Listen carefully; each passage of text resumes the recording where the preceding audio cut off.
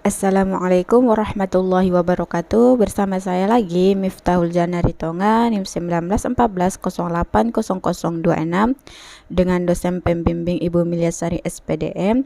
Di sini saya akan menjelaskan tentang materi analisis komponen skripsi. Sebelum saya menjelaskan, jangan lupa like, subscribe, dan share. Selamat menyimak video penjelasan dari saya. Baiklah, langsung saja. Di sini saya akan menjelaskan tentang analisis komponen skripsi. Pertama sekali, saya akan menjelaskan tentang analisis komponen skripsi eksperimen yang terdiri dari halaman judul. Yang dimaksud dengan halaman judul ialah halaman di bagian awal buku atau skripsi atau laporan yang menampilkan di bagian awal buku yang menampilkan judul, subjudul, penulis, penerbit, dan edisinya. Misalnya, pengaruh metode eksperimen terhadap kemampuan kognitif IPA siswa kelas 4 SD Muhammadiyah Perumnas Kota Makassar oleh Eka Rezki Kasta tahun ajaran 2019, mana pengaruh metode eksperimen terhadap kemampuan kognitif IPA siswa kelas 4 SD Muhammadiyah Perumnas Kota Makassar disebut dengan judul, sedangkan untuk penulisnya yaitu Eka Rezki Kasta, untuk edisinya yaitu tahun 2019.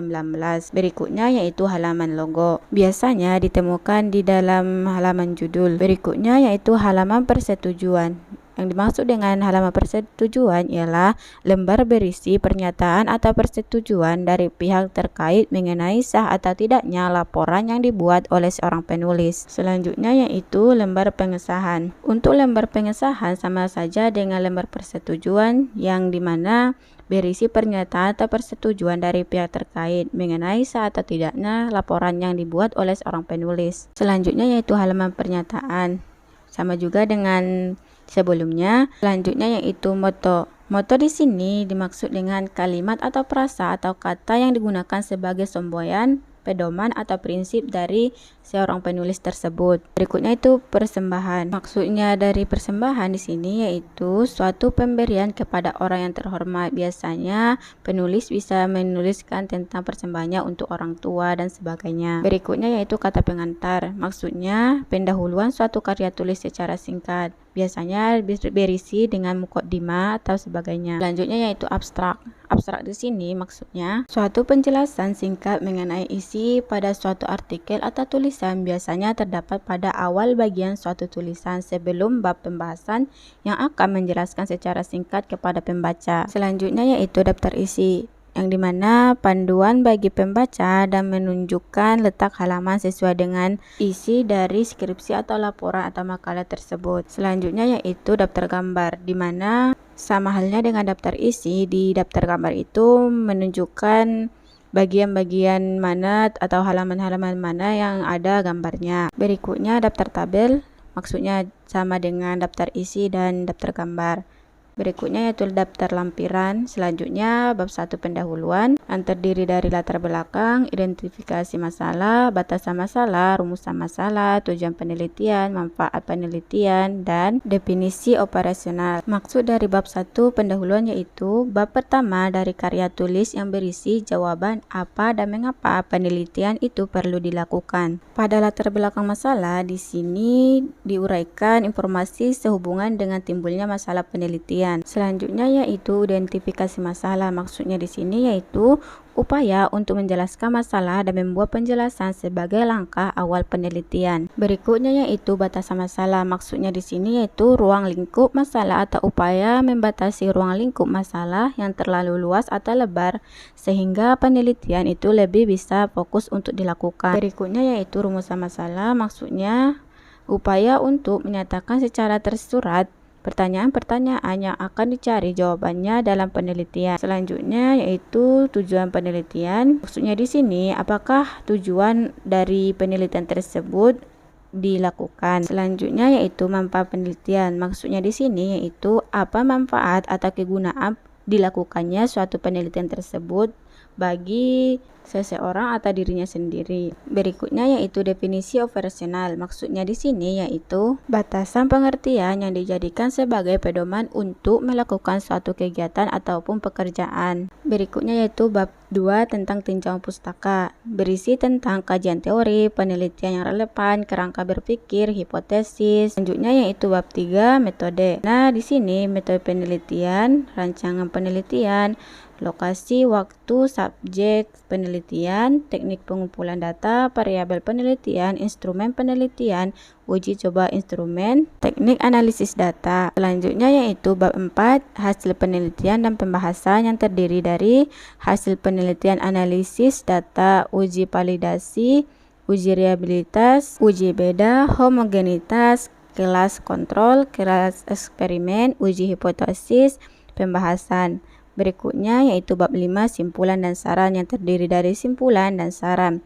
Selanjutnya yaitu daftar pustaka. Biasanya ada juga tentang lampiran yang jika peneliti lampirkan. Materi selanjutnya yaitu analisis komponen skripsi korelasi. Nah, pada skripsi korelasi terdiri dari halaman judul, lembar persetujuan, halaman pernyataan, orisinalitas, lembar pengesahan, kata pengantar, halaman pernyataan dan persetujuan, publikasi, abstrak, daftar isi, daftar gambar, daftar tabel, daftar lampiran. Berikutnya yaitu bab 1 pendahuluan yang terdiri dari latar belakang, batasan masalah, rumusan masalah, tujuan penelitian, manfaat penelitian.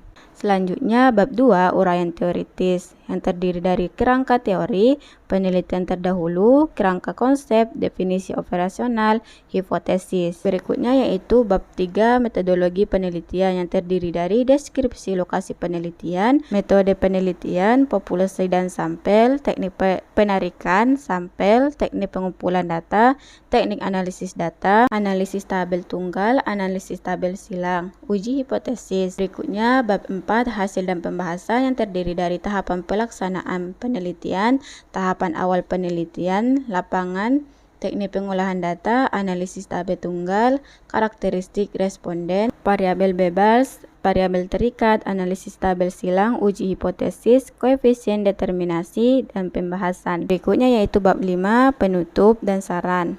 Selanjutnya daftar referensi dan lampiran. Berikutnya yaitu analisis komponen skripsi kualitatif yang terdiri dari halaman judul, halaman persetujuan, ujian skripsi, halaman pernyataan, prakata, daftar isi, daftar tabel, daftar grafik, daftar gambar, daftar lampiran, abstrak. Selanjutnya bab 1 pendahuluan yang terdiri dari latar belakang, rumusan masalah, tujuan penelitian, manfaat penelitian. Berikutnya yaitu bab 2 tinjauan pustaka. Selanjutnya bab 3 metodologi penelitian yang terdiri dari metode penelitian, subjek penelitian, objek penelitian, prosedur penelitian, teknik pengumpulan data, metode tes, dokumentasi, teknik analisis data. Berikutnya bab 5 hasil dan pembahasan. Terdiri dari deskripsi data penelitian, analisis data hasil, analisis data hasil tes, pembahasan. Berikutnya bab 5 kesimpulan dan saran yang terdiri dari kesimpulan dan saran, serta daftar pustaka. Materi selanjutnya yaitu analisis komponen skripsi kuantitatif yang terdiri dari halaman judul, halaman pengesahan, ucapan terima kasih, halaman pernyataan, prakata, daftar isi, daftar tabel, daftar gambar, daftar lampiran, abstrak.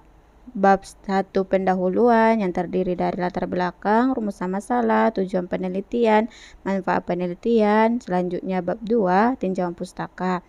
Selanjutnya bab 3 metodologi penelitian yang terdiri dari tempat dan waktu penelitian, populasi dan sampel, variabel penelitian, metode dan desain penelitian, prosedur penelitian, teknik pengumpulan data, analisis data, instrumen tes, uji validitas, uji reliabilitas, uji daya pembeda, uji taraf kesukaran, analisis data tes, uji normalitas, uji homogenitas, uji hipotesis. Berikutnya yaitu bab 4 hasil dan pembahasan yang terdiri dari hasil penelitian, deskripsi data instrumen tes, deskripsi data tes, hasil data uji normalitas, data uji homogenitas, uji hipotesis atau uji T, deskripsi data observasi, pembahasan.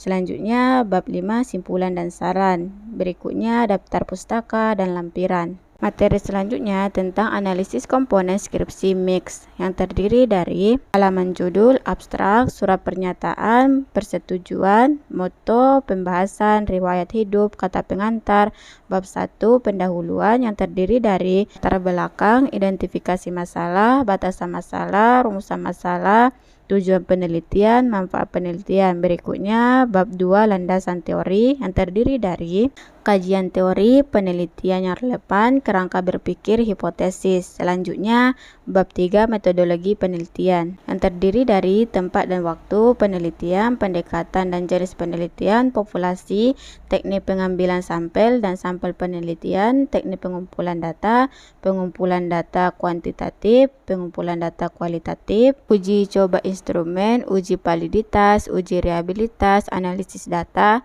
teknik analisis data kuantitatif, teknik analisis data kualitatif. Selanjutnya, bab 4, hasil penelitian dan pembahasan yang terdiri dari deskripsi data kuantitatif, deskripsi data kualitatif, uji instrumen, uji validitas, uji reliabilitas, analisis data yang terdiri dari analisis data kuantitatif dan kualitatif, dan pembahasan. Berikutnya, bab 5, kesimpulan dan saran, serta daftar pustaka dan lampiran. Materi selanjutnya yaitu analisis komponen skripsi penelitian kepustakaan yang terdiri dari halaman judul, halaman nota pembimbing, halaman pengesahan skripsi, pernyataan keaslian data, moto, pembahasan, kata pengantar, daftar isi, daftar tabel, daftar gambar, daftar bagan, daftar lampiran, abstrak. Selanjutnya bab 1, pendahuluan yang terdiri dari latar belakang, identifikasi masalah, batasan masalah, rumusan masalah, tujuan penelitian, manfaat penelitian. Selanjutnya bab 2, tinjauan pustaka yang terdiri dari kajian teori, kajian penelitian yang relevan, kerangka berpikir, jenis penelitian, tempat dan waktu penelitian, populasi dan sampel, model pengembangan dan prosedur pengembangan, jenis data, teknik pengumpulan data, teknik analisis data. Selanjutnya yaitu bab 4, hasil pengembangan dan pembahasan yang terdiri dari hasil penelitian pembahasan, temuan lapangan, keterbatasan penelitian.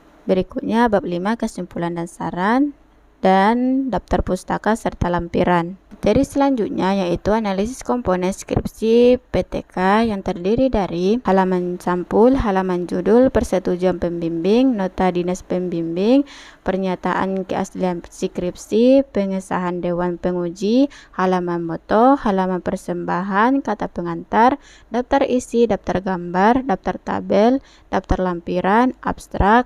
Selanjutnya yaitu bab 1, pendahuluan yang terdiri dari latar belakang masalah, sasaran tindakan, rumusan masalah, tujuan penelitian, manfaat secara teoritis, manfaat secara praktis. Selanjutnya bab 2, isi bab kajian teoritis, kajian penelitian yang relevan, kerangka berpikir, hipotesis tindakan. Selanjutnya bab 3, metode penelitian yang terdiri dari setting penelitian, sasaran penelitian, desain PTK, rencana tindakan, jenis instrumen dan cara penggunaannya, pelaksanaan tindakan, cara pengamatan atau monitoring, analisis data dan refleksi indikator keberhasilan. Berikutnya bab 4, hasil penelitian dan pembahasan yang terdiri dari deskripsi, setting penelitian, hasil penelitian dan pembahasan. Berikutnya bab 5, penutup yang terdiri dari simpulan dan saran serta lampiran dan juga daftar pustaka. Materi selanjutnya yaitu analisis komponen skripsi R dan D yang terdiri dari halaman judul kedua, abstrak, moto, persembahan, riwayat hidup, kata pengantar, daftar isi, daftar tabel, daftar gambar, daftar lampiran, bab 1, pendahuluan yang terdiri dari latar belakang, identifikasi masalah, pembatas masalah, rumusan masalah, tujuan masalah, manfaat penelitian, spesifik produk, bab 2, landasan teori yang terdiri dari pengembangan penelitian relevan, kerangka berpikir. Berikutnya yaitu bab 3, metode penelitian yang terdiri dari metode penelitian, tempat, waktu dan subjek, prosedur penelitian, potensi masalah, pengumpulan data, desain produk, validitas, desain, revisi desain, uji coba produk, revisi produk, teknik pengumpulan data, angket, dokumentasi, instrumen penelitian, lembar validasi, angket respon pendidik,